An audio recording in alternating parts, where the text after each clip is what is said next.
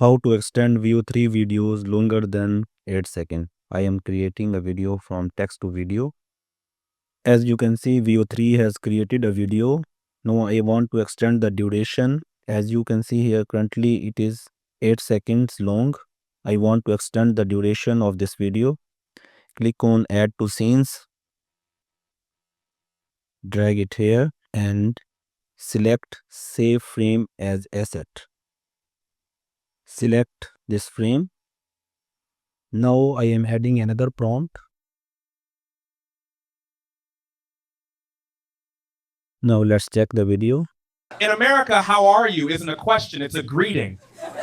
If you actually answer, you've ruined the transaction. Americans are really confident people. Like, even when they're wrong with confidence. They'll say, I don't know the answer, but I feel it's this one. That's not knowledge, that's Wi-Fi courage. If you want to extend duration more than 16 seconds, you can simply select frame as asset. Now select this. This is the new frame.